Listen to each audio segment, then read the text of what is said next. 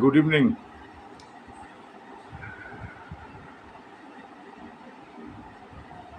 আজকে 28শে জুন 2026 বিকেল 6টা। আমি শিশির কুমার বন্দ্যোপাধ্যায়। যারা শুনতে পাচ্ছেন তারা একটু কমেন্টে বলুন যে শুনতে পাচ্ছেন, তাহলে আমার সুবিধা হয়।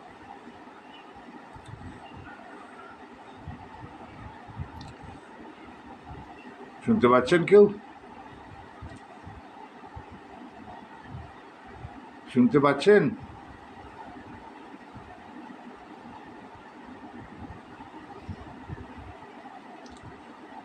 আপনারা শুনতে পাচ্ছেন?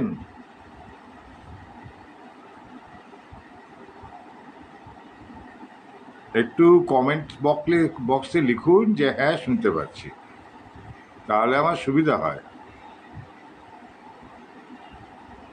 হ্যাঁ, Tuhin, thank you very much. আচ্ছা, আজকের বিষয়টা আপনারা জানেন যে এই SLST 2016 আনটেন্টেড শিক্ষক এবং শিক্ষাকর্মীদের যদি আবার পুরনো চাকরিতে ফিরিয়ে নিয়ে যাওয়া যায়, তার জন্য সুপ্রিম কোর্টে একটা পিটিশন করার চেষ্টা হচ্ছে, পরিকল্পনা হয়েছে। তার জন্য একটি গ্রুপ তৈরি হয়েছে, রেজারেকশন। সেখানে যোগ দেওয়া খুবই সোজা। আপনারা বিভিন্ন লোকের কথায় বিভ্রান্ত হবেন না। Golam Gaus, thank you very much.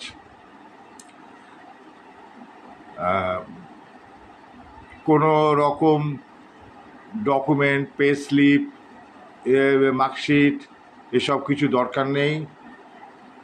Google form Tom এসব দরকার নেই। এতে অসুবিধা হচ্ছে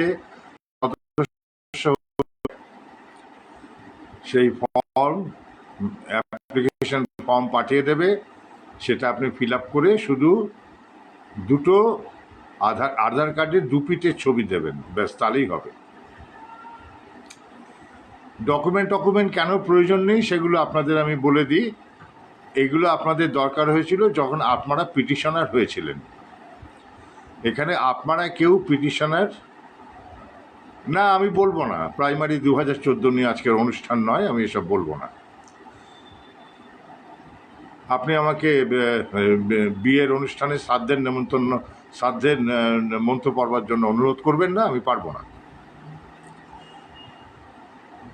আমি প্রাইমারি 2014 নিয়ে সমগ্র শিক্ষা জগতের নিয়ে সমগ্র শিক্ষা নিয়ে একদম ব্যস্ত নই।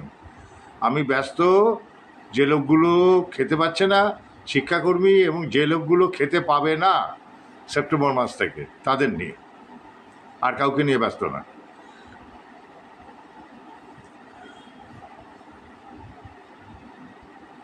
আপনারা এই পিটিশনে কেউ পিটিশনার হচ্ছেন না, কোনো শিক্ষক না, কোনো শিক্ষাকর্মী না। কারণটা হচ্ছে এটা একটা পাবলিক ইন্টারেস্ট লিটিগেশন, জনস্বার্থ মামলা।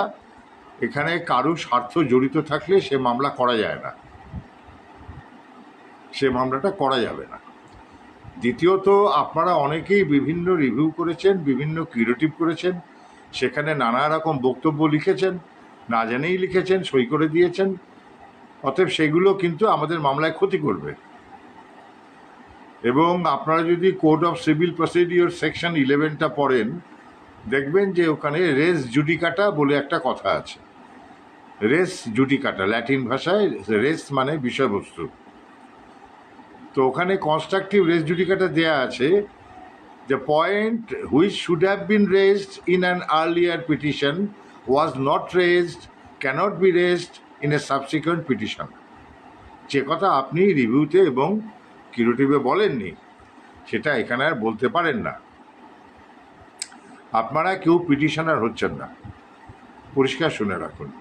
পিটিশনার হবেন একজন নাগরিক যার সঙ্গে কোনো চাকরিচ্যুত শিক্ষকের সম্পর্ক নেই, যার বাড়ির কারুর চাকরি যায়নি, যার কোনো ব্যক্তিগত স্বার্থ নেই।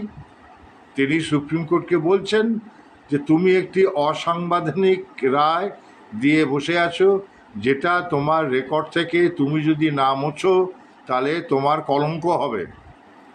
ইট ইস এ ট্রাভেস্টি অফ জাস্টিস হবে। তুমি এটাকে রিহায়ারিং করে কারেকশন করো। এরকম বহু রায় হয়েছে, ভুলভাল রায় হয়েছে, এবং সেগুলো কারেকশন সুপ্রিম কোর্ট করেছে। এখন যেটা আপনারা বলেন যে কেস করছি, আপনারা কিন্তু আসলে হাইকোর্ট এবং সুপ্রিম কোর্টে কোনো কেস করেন না। যদি আপনাদের পিটিশনটা আপনারা দেখেন, দেখবেন কেস কথাটা কোথাও লেখা নেই। লেখা আছে হয় অ্যাপ্লিকেশন অথবা পিটিশন। তাহলে আপনারা কি করতে যান? আমরা নাগরিকরা কি করতে হাইকোর্টে সুপ্রিম কোর্টে যাই? আমরা যেটার জন্য যাই সেটা হচ্ছে জুডিশিয়াল রিভিউ। জুডিশিয়াল রিভিউ মানে লেজিসলেচার এবং এক্সিকিউটিভ ঠিক মতো সংবিধান সম্মতভাবে কাজ করছে কিনা সেটা দেখার জন্য বাজ পাখির মতন উপরে আকাশে বিচার ব্যবস্থা উড়ে বেড়াচ্ছে। সে কোনো অন্যায় হলে নিচে নেমে এসে ছো মারবে। এবার জুডিশিয়াল রিভিউ কীরকম হয়? যখন কোনো ভুল আইন পাস হয় লেজিসলেচারে, সেটা যখন কোর্টে চ্যালেঞ্জ হয়, তখন judicial review of legislative order. এবার কোনো এক্সিকিউটিভ অর্ডারকে যখন চ্যালেঞ্জ করি আমরা, তখন হয় judicial review of executive order. কিন্তু যখন সিঙ্গেল বেঞ্চের রায়কে আমরা ডিভিশনে চ্যালেঞ্জ করি, তখন বলা হয় judicial review of judicial order. আমরা এই 3 নম্বরটায় যাচ্ছি, judicial review of judicial order. এবং এই জুডিশিয়াল রিভিউ সংবিধানে কোথাও লেখা নেই, কিন্তু সুপ্রিম কোর্ট বিভিন্ন জাজমেন্টে বলে দিয়েছে it's an integral part of our constitution, অবিচ্ছেদ্য অংশ। এবং 42তম সংবিধান সংশোধনে শ্রীমতী ইন্দিরা গান্ধী একটা আইন করেছিলেন যে কেউ কোর্টে যেতে পারবে না। সেটা মিনার্ভা মিলস কেসে খারিজ হয়ে গিয়েছিল। মিনার্ভা মিল কেসেই প্রথম সুপ্রিম কোর্ট বলে দেয় যে judicial review is an integral part of constitution, ওটাকে আটকানো যায় না। মানুষের কোর্টে যার অধিকার আছে।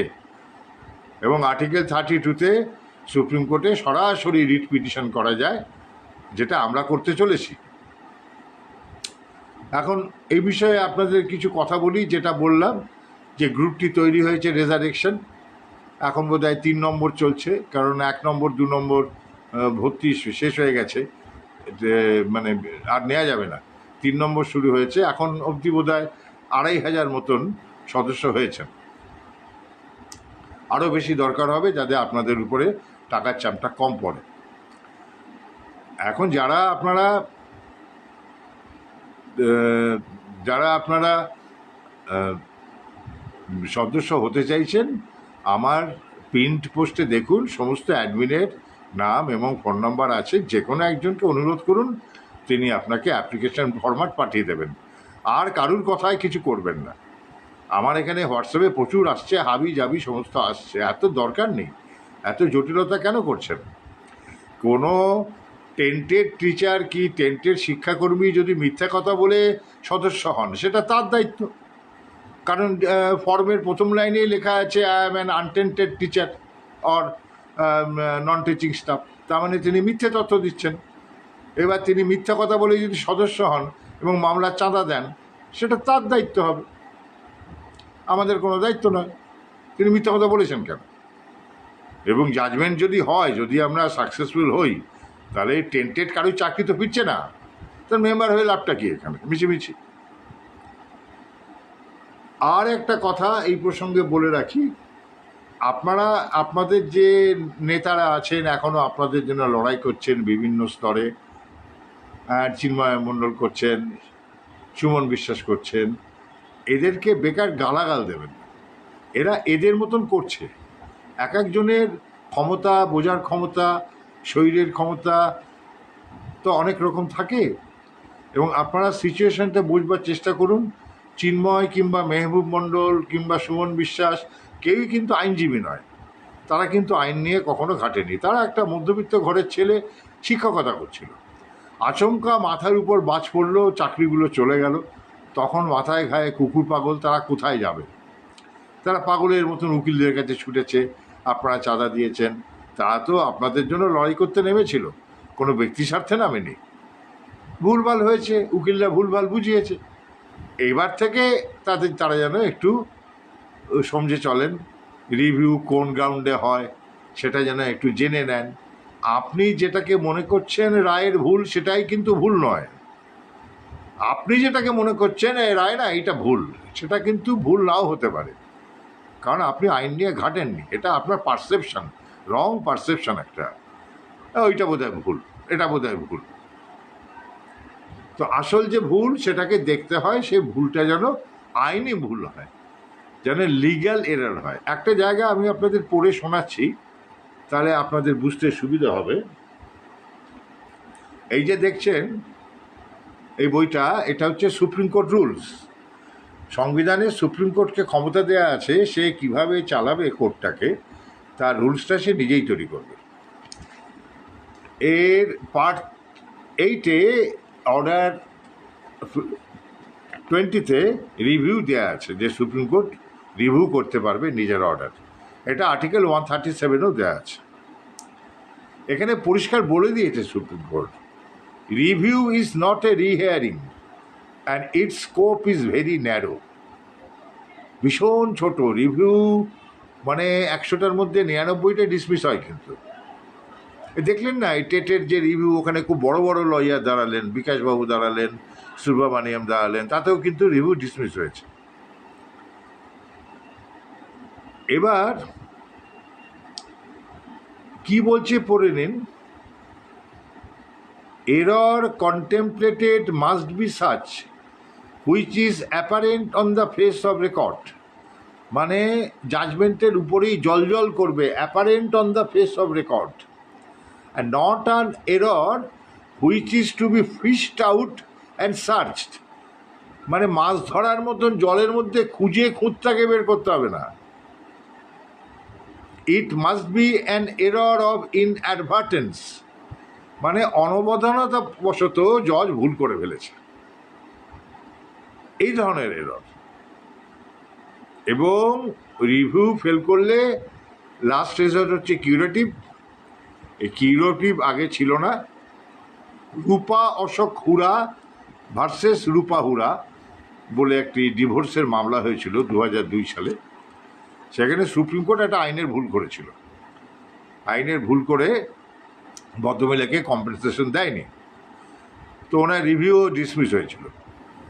তখন উনি আর্টিকেল 32-তে এই এসএলপির অর্ডারটাকে চ্যালেঞ্জ করেন, কারণ ডিভোর্স অ্যাক্টে একটা অ্যামেন্ডমেন্ট হয়েছিল, জজেরা সেটা খেয়াল করেননি, লিগ্যাল মিস্টেক হয়ে গিয়েছিল।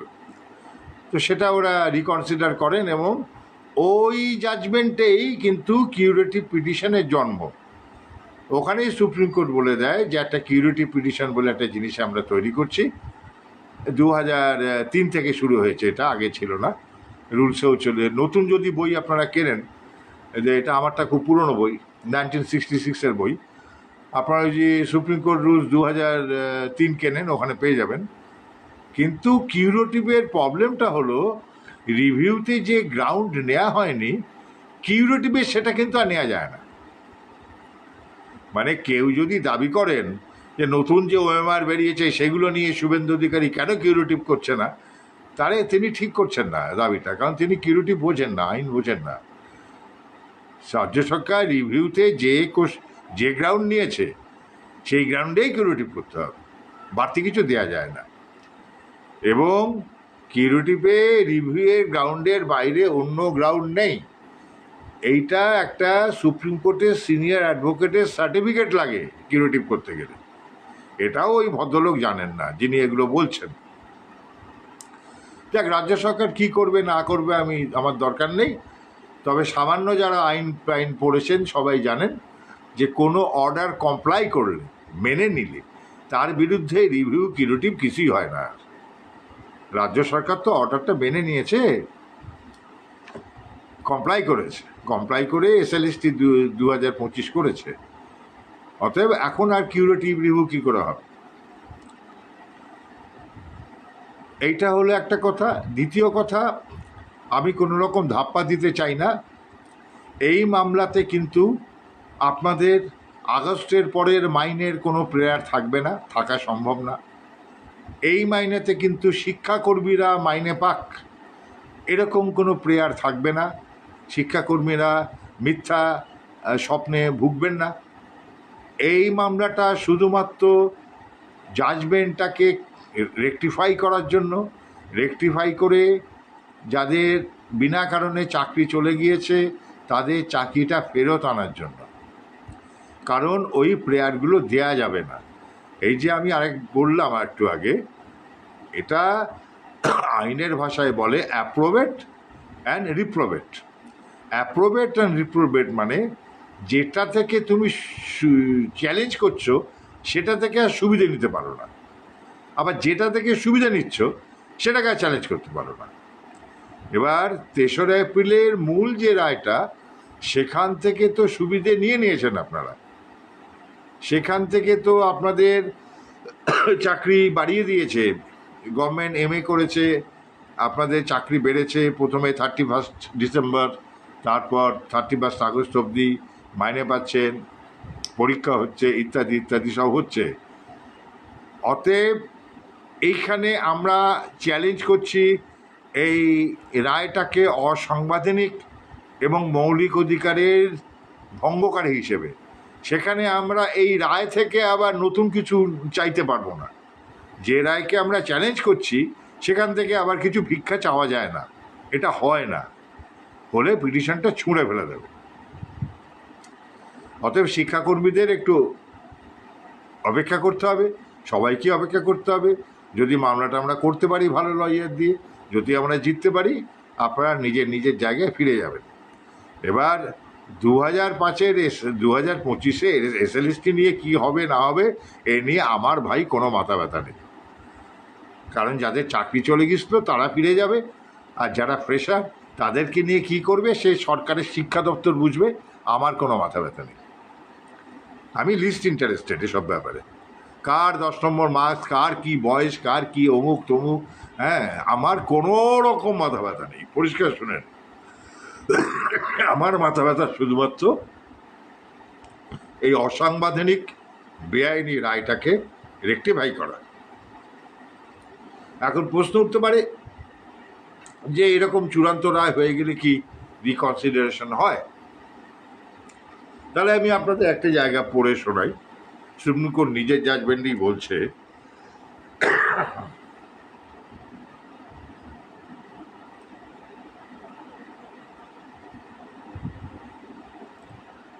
no decision enjoys absolute immunity from judicial review. কোনো সিদ্ধান্ত জুডিশিয়াল রিভিউয়ের বাইরে নয়, অনন্তকালের জন্য বেঁচে থাকবে না। or reconsideration on a fresh outlook of the constitutional or legal interpretation and in the light of the development of innovative ideas, principles and perception grown along with the passage of time. This power squarely and directly falls within the fabric of judicial review or reconsideration. জাজমেন্টের সাইটেশনটা আমি বলছি না, কারণ তাহলে এইটাকেই খাপচা মেরে কেউ একটা net থেকে নিয়ে একটা মামলা করে বসে থাকবে এবং আমার মামলাটা নষ্ট হয়ে যাবে। অর্থাৎ সুপ্রিম কোর্টই বলছে যে অ্যাবসলিউট ইমিউনিটি কোনো কিছু নেই, চরম সত্য বলে কিছু নেই, নিজেই বলছে নিজের জাজমেন্টে, 1994 সালের জাজমেন্ট। এছাড়া এই যে দেখলেন রাইট অফ প্রাইভেসি 9 নম্বরে জাজমেন্ট বললো, নজরে 2017, এটাও কিন্তু অন্য জাজমেন্টকে খারিজ করে দিয়ে করেছে, 5 জাজের জাজমেন্টকে। সব থেকে বড় যেটা হয়েছে আমাদের এখানে সেটা হচ্ছে সংবিধানের 16 ধারায় আর্টিকেল 16(4) SC/STর রিজার্ভেশনের ক্ষমতাটা দেওয়া রয়েছে। সেইটা নিয়ে মামলা হয়েছিল 1963 সালে, কারণ ওখানে এমপ্লয়মেন্ট শব্দটা ব্যবহৃত হয়েছিল, যে state union government and state government May make some reservation in the matter of employment. এখন প্রশ্নটা উঠেছিল যে এমপ্লয়মেন্ট শব্দটা কি রিক্রুটমেন্টকে বোঝাচ্ছে না প্রমোশনকেও বোঝাচ্ছে? এবার 1963 সালে রঙ্গচারী ভার্সেস সাউথ ইস্টার্ন রেল মামলায় সুপ্রিম কোর্ট একটা ভুল রায় দিল, 3 জাজেস বেঞ্চ। বললো আর 16(4) ধারায় যে এমপ্লয়মেন্ট শব্দটি আছে সেটা প্রমোশনকেও বোঝায়, এবং ওই রায়ের ভিত্তিতে ভারতবর্ষে সরকারি চাকরিতে প্রমোশনেও রিজার্ভেশন শুরু হয়। 30 বছর চলার পর যখন ইন্দ্রসাহানি মামলা হলো 9 জাজেস বেঞ্চ, তারা 16ই নভেম্বর 1992-তে ডিক্লেয়ার করলো রঙ্গচারী জাজমেন্ট ওয়াজ রং জাজমেন্ট। 16(4) ধারাতে পদোন্নতির অ্যাপ্লিকেশন করা যায় না। অতএব সুপ্রিম কোর্ট নিজেই বলছে এরকম প্রচুর জাজমেন্ট আছে। আমার নিজেরও মামলা আছে, আপনার আর.এস. সান্তুলে ভার্সেস আর.এস. নায়েক মামলা হয়েছিল, নানা রকম আছে, ওটা কোনো ব্যাপার না। কিন্তু আপনাকে ঠিকমতো কোর্টকে বোঝাতে হবে যে কী কারণে রিহিয়ারিং তুমি চাইছো, অসাংবিধানিক কোন জায়গাটা এবং মৌলিক অধিকার খর্ব করছে কোন জায়গাটা। কারণ আর্টিকেল 32 হচ্ছে মৌলিক অধিকারের মামলা, শুধুমাত্র মৌলিক অধিকার ভঙ্গ হলেই তুমি যেতে পারো, আর কোনো রাইট নেই। কি আপনার অসুবিধা হয়েছে এই রায়ে, সেটা হচ্ছে আমি দুটো ফেসবুক লাইভে আপনাদের বোঝাবার চেষ্টা করেছি যে স্ট্যাটিউট মানে কি, আইন, আইনটা কে বানায়, আইনটা আমাদের নির্বাচিত জনপ্রতিনিধি লেজিসলেচারে বানায়, যে কারণে স্ট্যাটিউটকে বলা হয় উইল অফ দ্য পিপল, জনগণের ইচ্ছা। এবার জনগণের ইচ্ছা অনেকের পছন্দ নাও হতে পারে। এই যে ইউনিফর্ম সিভিল কোড করছেন নতুন সরকার, অনেকেরই পছন্দ হবে না, অনেকেরই পছন্দ হবে না, বলবে কেন আমার পার্সোনাল ল কেড়ে নেওয়া হচ্ছে, আমি মুসলিম, আমি খ্রিস্টান, ইত্যাদি ইত্যাদি। এটা যদি অসাংবিধানিক হয় হাইকোর্ট কিন্তু খারিজ করে দেবে, এটা নিয়ে তো মামলা হবেই। অসাংবিধানিক না হলে যদি লেজিসলেচারের ক্ষমতার মধ্যে হয়ে থাকে তাহলে ঠিকই আছে আইনটা। কিন্তু আসল ব্যাপারটা হলো স্ট্যাটিউট মানে জনগণের ইচ্ছা। এখন ভারতবর্ষের সর্বোচ্চ স্ট্যাটিউট কি? ভারতবর্ষের সর্বোচ্চ জনগণের ইচ্ছা হলো আমাদের সংবিধান। প্রায় 2.5 বছর ধরে তর্ক বিতর্ক করে গণপরিষদে এই জিনিসটা লেখা হয়েছে, এবং সেখানে আমাদের এখনকার বর্তমান যে আর্টিকেলটা নিয়ে সব থেকে বেশি ডিবেট হয়েছে সেটা হচ্ছে আর্টিকেল 14, যে state shall not deny equal treatment to any person. দেখুন, পার্সন বলেছে, সিটিজেন বলেনি। পার্সন মানে ভারতবর্ষের বাইরে অন্য লোককেও আমি সমান আইনি সুযোগ দেব। এখন এই সমান আইনি সুযোগ বলতে কি বোঝায়, এইটা নিয়ে দীর্ঘ বিতর্ক হয়েছে, দীর্ঘ। মানে মতিলাল নেহেরু রিপোর্ট জমা হয়েছে, সাপ্রু রিপোর্ট জমা হয়েছে, আম্বেদকারের রিপোর্ট জমা হয়েছে, ডক্টর রাজেন্দ্র প্রসাদ দীর্ঘ বক্তৃতা দিয়েছেন যে এই সমান সুযোগ বলতে কি বোঝায়। কি তারা ঠিক করেছে না, ইকুয়ালিটি অ্যামং ইকুয়ালস আর ইনইকুয়ালিটি অ্যামং ইনইকুয়ালস, মানে সমান আইনি সুযোগ সমান অবস্থায় লোকেদের জন্য। কিন্তু একজন স্কুলের হেডমাস্টার এবং যে ঘন্টা বাজায় তার মাইনে কিন্তু সমান হবে না। হেডমাস্টারের মাইনে হেডমাস্টারের সমান হবে, যে ঘন্টা বাজায় তার সমান হবে। এইটা হলো আর্টিকেল 14-এর ব্যাখ্যা, এবং সুপ্রিম কোর্টের অজস্র জাজমেন্টে সুপ্রিম কোর্ট এইটা নিশ্চয়ই আপিল করেছে যে অন্যের কোনো লায়াবিলিটি অন্যের ঘাড়ে চাপানো যাবে না। তো তুমি বাবা কি করলে? তুমি যারা প্রমাণিত টেন্টেড সিবিআই রিপোর্টে, আর যেখানে not specifically found to be tainted, দুজনেরই চাকরি খেয়ে দিয়ে বসে থাকলে। দুজনে তো ইকুয়াল নয়, ইনইকুয়াল। পরবর্তীকালে আবার রিভিউয়ের অর্ডারে আবার তুমি শুধু টেন্টেড শব্দটা, আনটেন্টেড শব্দটা ব্যবহার করেছো। আমার মজা হচ্ছে গভর্নমেন্ট যে এমএটা করলো যে আমরা পারছি না, আমাদের শিক্ষা ব্যবস্থা এই বছরের শিক্ষাবর্ষ শেষ অবধি রাখতে হবে, তার অর্ডারে কিন্তু সুপ্রিম কোর্ট আবার আলাদা ট্রিটমেন্ট করলো। কি করলো না, যারা আনটেন্টেড তাদের চাকরি করতে দিল, টেন্টেডদের দিল না। সেখানে কিন্তু ঠিক বিচারটা করলো, মূল রায় কিন্তু করলো না। এই যে আর্টিকেল 14কে ভঙ্গ করলো, আপনাদের ভুল বিচার করলো, এর এফেক্ট কিন্তু অনেকখানি। কারণ আর্টিকেল 14 ভঙ্গ মানেই হচ্ছে স্বৈরাচারী অর্ডার, আরবিট্রারি অর্ডার। সুপ্রিম কোর্টের নিজেরই জাজমেন্ট আছে। এবং আর্টিকেল 14 ভঙ্গ হলে সঙ্গে সঙ্গে আরও অনেকগুলো ভঙ্গ হয়ে যাচ্ছে। সেটা হচ্ছে 16 ধারা, চাকরি করার অধিকার; 19 ধারা, চাকরি বেছে নেওয়ার অধিকার; সব থেকে বড় যেটা, সেটা হচ্ছে আর্টিকেল 21। আর্টিকেল 21 তুমি কিভাবে ভঙ্গ করলে? এই যে প্রাইভেসি জাজমেন্টের কথা ওখানে বললাম, জাস্টিস চন্দ্রচূড় যেটা প্রিসাইড করেছিলেন 9 জাজেস বেঞ্চ, যেখান থেকে আপনার ওই যে সমলিঙ্গে একসঙ্গে থাকার যেটা অর্ডার হয়েছিল, সেখানে সুপ্রিম কোর্ট বলে দিচ্ছে আর্টিকেল 21 বলছে রাইট টু লাইফ। লাইফ মানে কিন্তু শুধু দুমুটো খেয়ে বেঁচে থাকা নয়, জীবনের মাইনে অনেক বড়, জীবনের মানে অনেক বড়। Life means meaningful existence.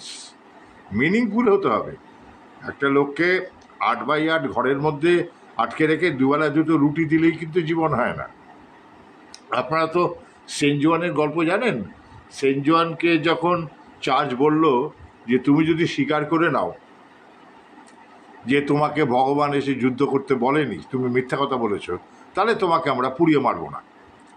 সেনজুয়ান কিন্তু প্রথমে রাজি হয়েছিলেন। পরে উনি বললেন যে না না না, এ কী ব্যাপার, আমাকে তোমরা একটা অন্ধকার ঘরের মধ্যে আটকে রাখবে, সে গর্ত দিয়ে আমি আকাশের অল্প একটু ফালি দেখতে পাবো, দুবেলা দুটো করে রুটি দেবে আর জল দেবে, এটা কি জীবন নাকি? আমি পাখির গান শুনতে পাবো না, আমি নীল আকাশ দেখতে পাবো না, আমি বৃষ্টির জলে ভিজতে পারবো না, এটা কি জীবন? দেখুন, সে সেনজুয়ান 18th সেঞ্চুরি, সেইখান থেকে রাইট টু লাইফ এসছে। Life means meaningful existence. এবং আপনারা যদি ঋগ্বেদ পড়েন, সেখানেও দেখবেন, সেখানেও এই লাইফের কথা আছে, যে জীবন মানে কি, জীবন মানে গন্ধর্বরা খুব সুন্দর গান গাইছে আকাশে, পাখিরা ঘুরে বেড়াচ্ছে, তার নাম জীবন। তো তুমি এই 17,000 লোকের জীবনটাকে নষ্ট করলে। সে যদি আবার রিসিলেক্টেড হয়ে নতুন চাকরিও পায়, সেখানেও লোকে কিন্তু ফিসফিস করবে যে এই যে মালটা জয়েন করেছে না, এ না আগের বার না টাকা দিয়ে চাকরি পেয়েছিল। এইটা তো করে দিলেন আপনারা। এই যে স্টিগমাটা গায়ে বসে গেল, ছাপটা, এটা কেন করলেন আপনারা? আপনারা এই এত 17,000 লোকের কোনো প্রমাণ না পেয়ে, এদের নাম নেই টেন্টেড লিস্টের মধ্যে, আপনি খালি আন্দাজে, আপনি যোগ্য অথবা অযোগ্য বিচার করতে পেরেছেন কি পারেননি, it is not bloody my affair. আমি কেন দেখতে যাব? থানার ওসি চোর ধরতে পেরেছে কি পারেনি, আমার তো দরকার নেই। যাকে ধরবে সেই যেন চোর। একটা ভদ্রলোককে ধরে ঢুকিয়ে দিল, তা তো হতে পারে না। তো তুমি তো দেখছো এদের নাম টেন্টেড লিস্টে নেই, তাহলে তুমি এদের গায়ে এই ডাকটা দিলে কিভাবে? তুমি রাইট টু প্রাইভেসিতে হাত দিলে, এদের রাইট টু প্রাইভেসি নষ্ট হয়ে গেল। এরা রাস্তাঘাটে হাঁটাচলা করতে পারবে না। এদের ছেলেমেয়েরা বলবে, শিক্ষিকা হয় যদি মা, তাকে বলবে মা তুমি কি টাকা দিয়ে চাকরি পেয়েছিলে? এইটা কি করলে তুমি? এইগুলো প্লিট করতে হবে মামলার মধ্যে, আরও জাজমেন্ট জোগাড় করে ভালো করে সুন্দর করে লিখে ভালো একজন সিনিয়রকে দিয়ে করাতে হবে সুপ্রিম কোর্টকে, যে চোখে চোখ রেখে বলতে পারে যে তুমি এই সমস্ত বদমাইশি করেছো, you have done all the মিসচিভস। এবং এই ধরনের জাজমেন্টকে ল্যাটিন ভাষায় বলা হয় পার ইনকিউরিয়াম জাজমেন্ট। পার ইনকিউরিয়াম ল্যাটিন ভাষায়, ইংরেজিতে মানে হচ্ছে জাজমেন্ট পাসড বাই এ জাজ due to ignorance of law or inadvertence. অনবধানবশত বেরিয়ে গেছে, এটা বেরিয়ে যায় অনেক সময়, সবসময় সব কিছু মনে থাকে না জজেদের, যে এই বিষয়ে একটা জাজমেন্ট অলরেডি আছে, আমি তাকে ভঙ্গ করছি। আর্টিকেল 14-এর জাজমেন্টগুলো কি এরা বলে দিয়েছিল যখন জাজমেন্টটা লিখছিল, যে আমরা দুটো বিপরীত ধর্মী গ্রুপ অফ পিপুলকে একসঙ্গে চাকরি খাচ্ছি? তাহলে কি করতো? তাহলে কি করতো সুমন্দে জানে, আমি জানি না। অনেকদিন ধরে তো টিভিতে চললো, দুটো শব্দ চললো, যোগ্য অযোগ্য, যোগ্য অযোগ্য, বাঁচতে পারেনি, যোগ্য অযোগ্য, প্রচুর শুনেছি যোগ্য অযোগ্য। হ্যাঁ, সমস্ত লিপস্টিক দেওয়া মহিলারা টিভিতে খবর পড়ছে যোগ্য অযোগ্য। আরে যোগ্য অযোগ্য বাঁচতে পারেনি তো আমার বাবার কি? আমার বাবার কি? It is a failure of your state limbs. তোমাদের অনেক হাত পা আছে, অনেক এজেন্সি আছে, করো গিয়ে তদন্ত। তুমি যোগ্য অযোগ্য বাঁচতে পারোনি বলে how you can deprive me for my valuable rights of article 14, 16, 19 and 21? How could you? How could you? এটা তুমি পারো না, এটা তুমি পারো না, এটা বলতে হবে। তারপর নিল না নিল আমাদের কপাল, চেষ্টা তো করতে হবে, একটা চেষ্টা করতে হবে। যে কারণে নিজেদের মধ্যে ঝগড়াঝাটিটা কমান, নেতাদের গালাগাল করবেন না। তারা আপনাদের জন্য অনেক করেছে, অনেক দৌড়েছে এবং এখনও করছে, এখনও তো আমাকেও প্রচুর সাহায্য করছে। যারা আপনাদের নেতারা ছিলেন প্রত্যেকে সাহায্য করছে। এখন আপনারা দেখুন কত লোক বেশি জোগাড় করতে পারেন, কারণ এই টাকার চাপটা আমি আপনাদের দিতে চাইছি না। বিশেষ করে গ্রুপ সি গ্রুপ ডি যারা আছেন এখানে, আমাদের 2,500-এর মধ্যে প্রায় 500 গ্রুপ সি গ্রুপ ডি আছেন। তাদের কাছ থেকে তো 1 পয়সা নেওয়া যাবে না, তারা তো খেতে পাচ্ছে না। তাদের কাছ থেকে আপনারা কী করে চাঁদা নেবেন বলুন? তারা মাইনে পাচ্ছে না। এইবার একটা কথা পরিষ্কার শুনে রাখুন, আপনাদের মাইনে বাড়াবার এক্সটেনশন গভর্নমেন্ট কিন্তু পিটিশন করবে, কারণ গভর্নমেন্টের লোক নেই, তার SLST 2025 শেষ করতে পারবে না আগস্টের মধ্যে, সে মেশিনারি নেই। কিন্তু বাকি যেটা অনেকে আশা করছেন যে চিফ মিনিস্টার যখন বিরোধী দলনেতা ছিলেন, তিনি যে প্রতিশ্রুতিগুলো দিয়েছিলেন সেগুলো করবেন কি না এ বিষয়ে আমি ঠিক বলতে পারবো না, আমি অন্ধকারে, একেবারেই বলতে পারবো না। আমি যতটুকু বুঝছি সেটা হচ্ছে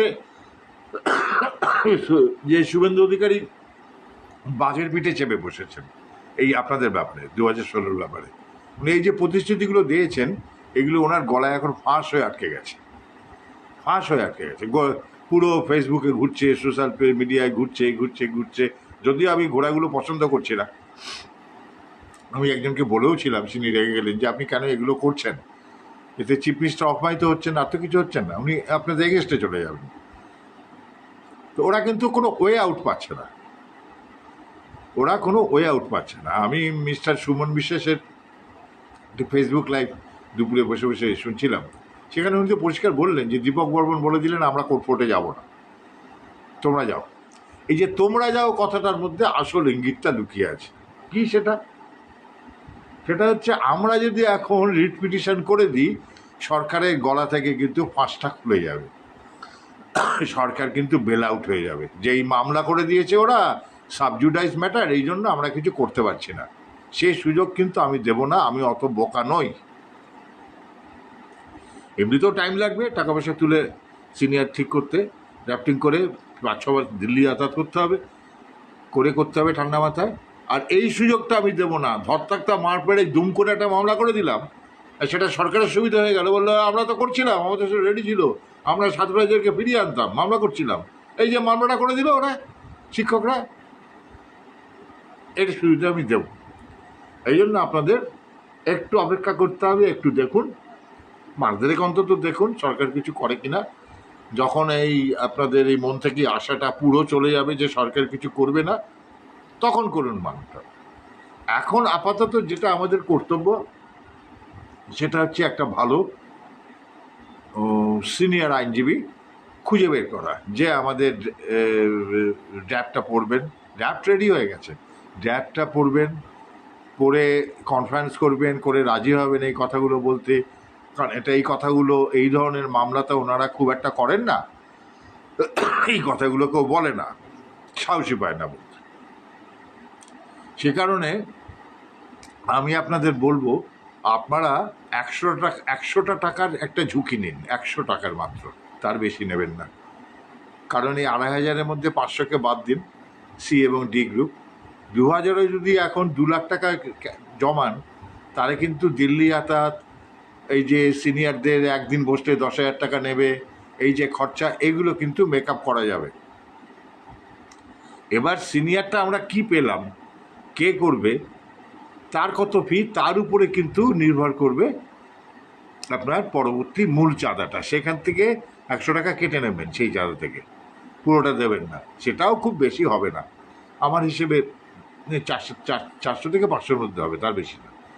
এবং কোনো ক্যাশ টাকা কাউকে দেবেন না। কেউ যদি আপনার বাড়িতে কলিং বেল টিপে বলে শিশির ব্যানার্জি আপনার কাছে 1000 টাকা চেয়েছে, দেবেন না কিন্তু।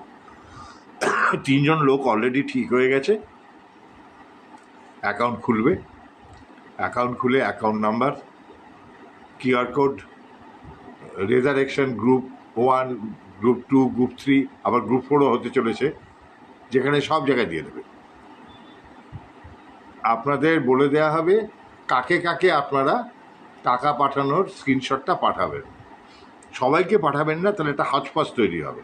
অ্যাডমিনের মধ্যে 2-3জন মাত্রকে পাঠাবেন, সবাইকে পাঠালে এদিক ওদিক হয়ে যাবে। 25 জন অ্যাডমিন কাকে পাঠালেন, কোথায় চলে গেল, কারণ ওইগুলোকে আমাদের আলাদা একটা হোয়াটসঅ্যাপ গ্রুপে রিসিভড ডোনেশন বলে একটা জড়ো করতে হবে, আমাদের হিসেবটা রাখতে হবে। না আপনারা যদি বিচ্ছিন্নভাবে দিতে শুরু করেন তাহলে কী করে হবে জিনিসটা। সেই জন্য যে 3জন করবে, অ্যাকাউন্টটা ওপেন করবে, সেই 3জনকেই দেবেন, আর ম্যাক্সিমাম আমাকে দিতে পারবে। এইটা আপনাদের অ্যাকাউন্ট নাম্বারটা দেবে ওরা 2-3 দিনের মধ্যেই। দিলে আপনারা 100 টাকা দিয়ে সাহায্য করুন জাস্ট কাজটা শুরু করার জন্য, যে দিল্লিতে যাওয়া, তারপর এই সিনিয়রদের এখানে কলকাতাতেই আমরা জয়ন্ত মিত্রের সঙ্গে কথা বলার চেষ্টা করছি যে ওনাকে যদি এখান থেকে নিয়ে গিয়ে দিল্লিতে করানো যায়। জয়ন্ত মিত্র সাহসী ব্যারিস্টার, ওনার কিছু আসে যায় না, উনি বলে দেবেন। চেষ্টা করছি। আমজাদ আলীর সঙ্গেও আমি কথা বলেছি, দেখি ওনার কত টাকা নেন। আমজাদ আলী এমনিতে হাইকোর্টে দাঁড়ালে 35,000 টাকা নেন পার ডে। আমার রিকোয়েস্টে হয়তো একটু কম নেবেন সুপ্রিম কোর্টে। সেই হিসেবটা আমরা senior junior advocate on record যে তাকেও তো দিতে হবে। ধরুন এই যে ডিএন মামলাতে রাইফ রহিম দাঁড়িয়েছে, সে 1 লাখ টাকা করে নিয়েছে, কিছুই করেনি। অ্যাডভোকেট কিছুই করে না তো, তল্পি বয়, সে 1 লাখ টাকা করে নিয়ে নিয়েছে মনোয় বৌদের কাছ থেকে। এইটা হলো মোটামুটি পরিকল্পনা। গ্রুপের যারা শুনছেন ফেসবুক লাইভ রেজারেকশন গ্রুপের, তাদের যদি কোনো ইয়ে থাকে, কোনো সাজেশন থাকে, গ্রুপে দেবেন, লিখবেন, আমি ওখানেই উত্তর দেবো। এখানে দেবেন না, এখানে পাবলিক করবেন না, তাহলে ভয়াবহ বিতর্ক তৈরি হয়ে যাবে, এই হবে সে হবে, অমুক তমুক হ্যান ত্যান। যেগুলো পরিষ্কার আমি আপনাদের বলবার সেটা বলে দিলাম, কিভাবে কি গ্রাউন্ডের উপর মামলাটা হচ্ছে সেটাও বলে দিলাম। সেটা হচ্ছে আর্টিকেল 14-এর ভায়োলেশন, কারণ ইনইকুয়াল অসম দুটি শ্রেণীকে সমানভাবে ব্যবহার করা হয়েছে চাকরি খেয়ে নিয়ে। এটা ইলিগাল, এটা আনকনস্টিটিউশনাল, এটা আমাদের গণপরিষদ অ্যালাউ করেনি, গণপরিষদ করতে বলেনি। কারণ জনগণের কথাতে, জনগণ হলো সর্বোচ্চ স্ট্যাটিউট। সে আর্টিকেল 124-এ বলেছে there shall be a supreme court in India, তবেই তো সুপ্রিম কোর্টের জন্ম হয়েছে, না তো সুপ্রিম কোর্ট থাকতো কোথায়। সেই আর্টিকেল 214 বলছে there shall be a high court in every state, তবেই তো হাইকোর্টের জন্ম। জনগণ ওয়েস্ট বেঙ্গল অ্যাসেম্বলিতে West Bengal education act pass করেছে, তবেই তো আপনারা শিক্ষক, তো আপনারা তো কোত্থেকে আসতেন। জনগণ ক্যালকাটা পুলিশ অ্যাক্ট পাস করেছে বলেই তো আমি পুলিশ হয়েছিলাম, নয়তো ক্যালকাটা পুলিশ ফোর্সের জন্মটাই হতো না। অতএব এই যে পিপুলস ম্যান্ডেট যেটা, সেটা হচ্ছে স্ট্যাটুট। স্ট্যাটুট মানে will of the people. Supreme court will of the পিপুলকে সম্পূর্ণ অবজ্ঞা করে এই জাজমেন্টটা দিয়েছে, এবং এই জাজমেন্টটাকে সরাতে হবে। এই জাজমেন্টটা সরলে অভিজিৎ গাঙ্গুলির সিঙ্গেল বেঞ্চের জাজমেন্টটা রিভাইভ হয়ে যাবে, কারণ ডিভিশন বেঞ্চ তো খালি হয়ে যাবে। ডিভিশন বেঞ্চে তো একই কাজ করে বসে আছে না, হ্যাঁ, দুটো অসম শ্রেণীকে সমান কাজ করেছে, সমান ব্যবহার করেছে। অভিজিৎ গাঙ্গুলির যা ছিল তাই, ওই 1800 লোকের যারা চাকরি গিয়েছিল যাবে, কিছু করার নেই। তাদের যদি মনে হয় যে আমাকে ফাঁসিয়ে দেওয়া হয়েছে, তারা গিয়ে ক্রিমিনাল বেঞ্চে কেস করবেন, কী করা যাবে। আমাদের তো কিছু করার নেই, আমরা তো তোমাদের ভাষাইনি কিছু, আমি ভাষাইনি অন্তত। এইটা হলো মোটামুটি আমাদের ছক, পরিকল্পনা। মোটামুটি অনেকের সঙ্গে কথা বলে এইটা আমি ঠিক করেছি। একটু ওয়েট করুন, 2-3 দিনের মধ্যে আপনারা এই অ্যাকাউন্টের নম্বরটা আপনারা পেয়ে যাবেন। সব থেকে শেষ করার আগে বলি, আপনাদের এই ব্যাপারটাতে আমার একটা ব্যক্তিগত স্বার্থ আছে। সেই স্বার্থটা আপনাদের আমি বলে দিই আজকে, যে কেন আমি এত লেখাপড়া করছি, এত করছি আপনাদের জন্য। সেটা হচ্ছে, আমি না শিক্ষক পরিবারের ছেলে, জানেন। আমার পিতামহ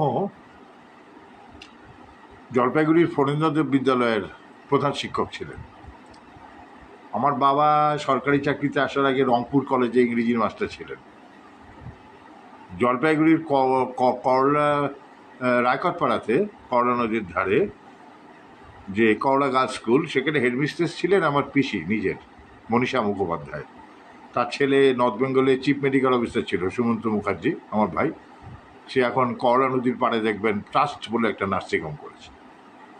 আমার দুই পিসি, দুই মাসি পান্ডাপাড়া কলোনিতে বাড়ি, দুজনেই মারা গেছেন, প্রাথমিক শিক্ষিকা ছিলেন। আমি আমার মাইনে ভীষণ কম যখন 1980, এই 80-90 দশকে, তখন বাড়িতে প্রচুর বাচ্চা পড়িয়েছি। এখনও পড়াই, কাজের মাসিদের পয়সা টয়সা নিই না, এমনি আসে পড়াই। তো আর আমার একমাত্র সন্তান কন্যা, সে সাউথ কলকাতার একটা নামকরা কলেজের গত 22 বছর ধরে অধ্যাপিকা। তার কাছ থেকে আমি এখন অনেক কিছু শিখি। আমাদের একই সাবজেক্ট, হিস্ট্রি, যে নতুন সেমিস্টার সিস্টেম কী হচ্ছে না হচ্ছে, নতুন নতুন কী আইডিয়া বেরোচ্ছে, ইতিহাসকে এখন নতুনভাবে কীভাবে দেখা হচ্ছে, এগুলো শিখি তার কাছ থেকে। আর আপনাদের দেখলে না আমার ইয়ার স্কুলের কথা মনে পড়ে, আমার অঙ্কের শিক্ষক তুলসীবাবুর কথা মনে পড়ে, এদের কথা মনে পড়ে। আমার শিক্ষাকর্মীদের দেখলে যে হেয়ার স্কুলে যে ঘন্টা বাজাতো রামধনী কথা মনে পড়ে। তারপর আপনার খেলার যে চার্জে থাকতো রামশরণ, সে আমাকে বুট পরিয়ে দিত। হ্যাঁ, কীরমভাবে ফুটবলে বুট পরতে হয় প্রথম শিখিয়েছিল, সিনগার্ড কীভাবে লাগাতে হয় শিখিয়েছিল। তারপর ক্রিকেট, যেদিন ক্রিকেট ম্যাচ থাকতো প্যাড পরিয়ে দিত, গ্লাভস পরিয়ে দিত। তারপর কানাইদা বলে একজন শিক্ষাকর্মী ছিলেন, তিনি আমাদের টিফিন দিত তো আমাদের ডিপার্টমেন্টে, এই শিক্ষা দপ্তর থেকে। সে টিফিনের বাক্স আমাদের খাওয়াতেন, কোনো ছেলে অসুস্থ হলে তাকে বাড়ি পৌঁছে দিতেন। প্রাইমারিতে দীপান্বিতা ম্যাডাম ছিলেন, উনি রবীন্দ্রসঙ্গীত শেখাতেন। তো এদের কাছ থেকেই আমি জীবনে বড় হয়েছি। সেই জন্য এদের ঋণটা শোধ করা দরকার।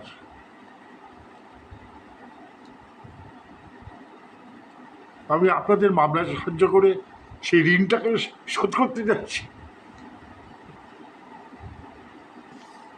শিক্ষকদের কাছে আমি ঘুরি দিয়ে আমার প্রণাম গ্রহণ করবেন। আজকে এখানেই শেষ করলাম।